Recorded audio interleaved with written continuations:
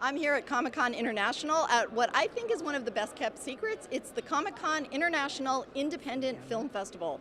And all day on these 4 days, you can come here and watch movies fueled by fandom and passion and pop culture. And one of those films is The Hero in Us. And this is the filmmaker, Alex Stulak. And tell us what your film's about. Thank you first off, Beth, for having me and bringing me on. The Hero in Us is a reimagining of the founding story of the Friends of Jack Foundation from Mattapoisett, Mass.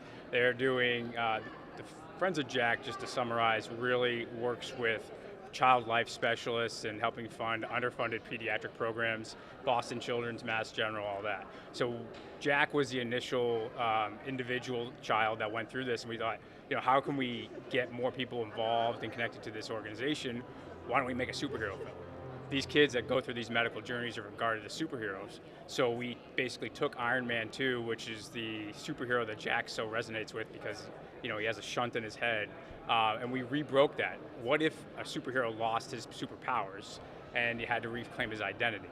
At the same time, his mother, as a mother with a child in the hospital, has to go through this journey too as well and find her own strength. So we use a live action animated blend to kind of go back and forth between the both stories. The animation really is reserved for the feeling of when your child's in the hospital, it doesn't feel real. And the live action, when you get back home and you're facing a new reality. And you are also part of the panels that are part of this Comic-Con International Independent Film Festival. So what is your panel going to be on? Nonprofits and filmmakers, a powerful partnership. It's going to be Friday at 3:30, and we're going to talk about why filmmakers and nonprofits should team up together. So many times with nonprofits, we use these impact stories, and storytelling is so essential to marketing and bringing in new funds for nonprofit organizations. But now we need to take it a step further. By using a film, you expand your reach. You can end up in festivals and talking on panels like this to carry out your mission. Just as important, filmmakers get access to marketing, which we desperately need too as well, built-in audiences and funds and support that we desperately need to share our movies. All right, well, thank you very much.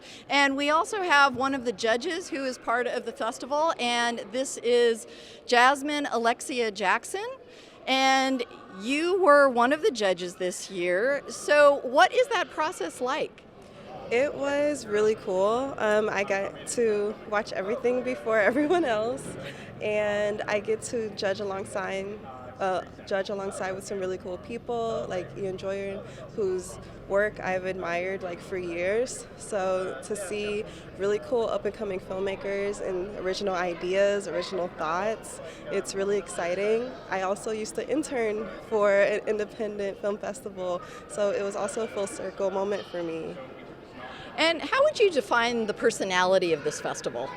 Man, it's all over the place. So I guess it's eclectic, and I guess it's also freedom because the stories are so personal, they're so deep, they're also really fun, and they're also very adventurous. And I saw so many things from romantic horror to just even kind of mashy, loving montage, 80s to even just black and white kind of classic. So the range is free, and yeah, this film festival has its own freedom to it, just free to create, free to make stories, and just free to have fun.